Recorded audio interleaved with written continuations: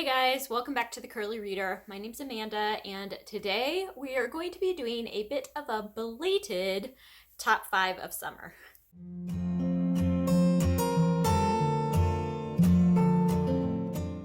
So I put together every season seasonal TBRs, but then I tried to do kind of a wrap up of that without actually wrapping up the TBR. But I tried to do a top 5 of each season, and I never got around to filming my summer top 5. So what better time than late October to talk about my favorite books I read this summer? So these are the top 5 books I read in the months of June, July, and August, which is what I consider my summer months. I have 2 graphic novels on this list. I have 2 middle grade on this list and 2 adult novels on this list. So that's kind of the way that these all worked out.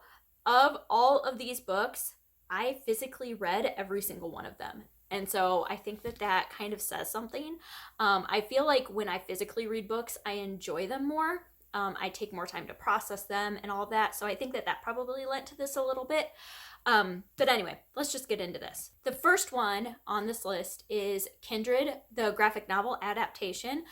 This is done by Damian Duffy. It's an adaptation of Octavia E. Butler's book, Kindred. The adaptation was done by Damian Duffy. I read this in June, and I really liked it. I'm actually glad I read the graphic novel because I feel like the visualization of the illustrations really added to the reading process for me. I thought it was really well done. The story was phenomenal. I actually wouldn't mind going back and reading the full physical or the full print version of this story, but I really loved the graphic novel version as well. I actually would like to still read Parable of the Sower, which is another Octavia E. Butler book, novel, whatever, that was adapted to graphic novel form. So but this is a story of, I'm not going to be able to remember what her name is now, the main character, but she lives in the 1970s, and she is one day minding her own business, and all of a sudden she is transported to antebellum South in Maryland, and it gets really ugly. So pre-Civil War. She's a Black woman. I feel like I'm doing a really crappy job of summing this up. She's a Black woman living in the 1970s. She gets transported back to the antebellum South, pre-Civil War, and when she arrives, immediately she sees that this little white boy is drowning. So she just grabs him out of the water and starts doing CPR on him. And his parents are like, okay, thanks for saving my kid, but also you're Black and you should not be touching my white child. How dare you? But also thank you for saving his life. And so starts the relationship that this woman has with this child. She starts being transported back and forth in time, and she's not exactly sure when it's going to happen or how it's going to happen. And it's about the relationship that she has with this boy throughout all of her transports back and forth and how it works. It was so good. It was so good. So anyway, loved it. The other graphic novel on this list I own and I cannot find. It is in the abyss of my girls' bedroom.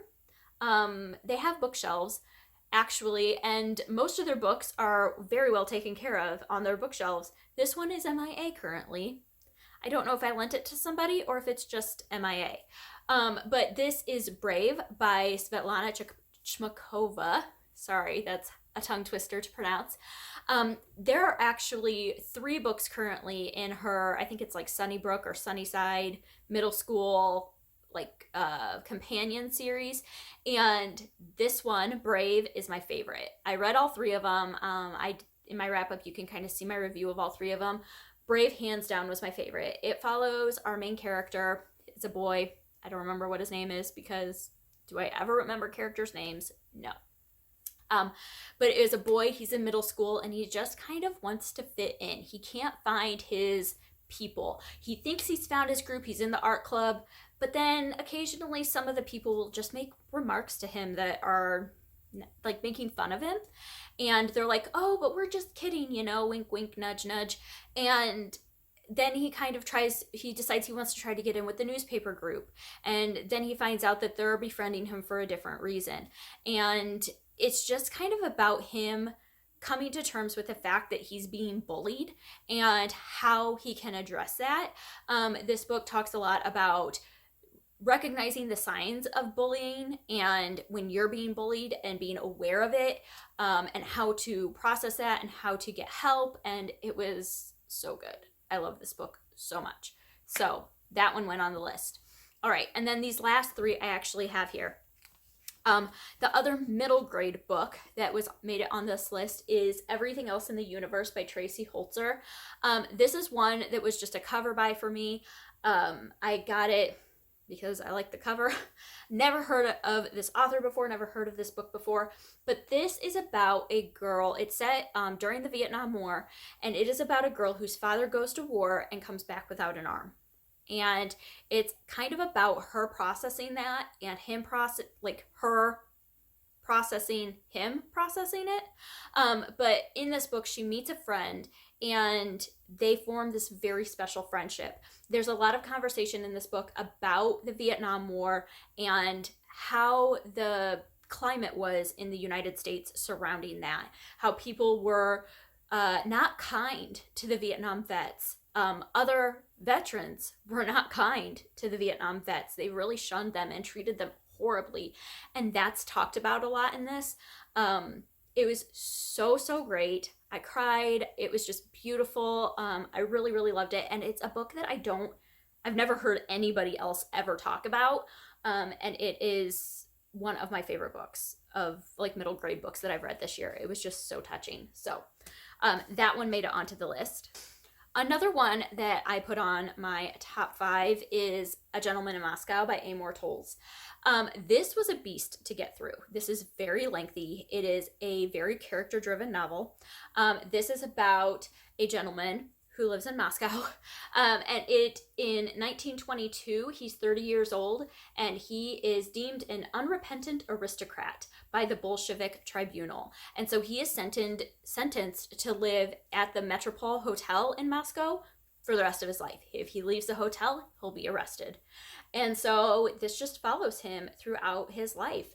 And it is very character driven because you're just following him.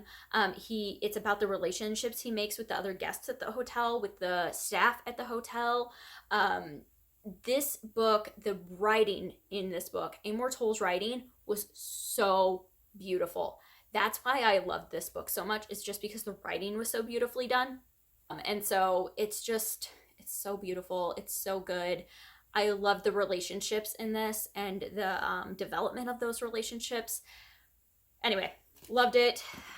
So yeah, that goes in my top 5. And then my favorite, hands down, this was my favorite book I read this summer. And this is one of those books that even now I want to reread it already because I loved it so much. And I don't reread books.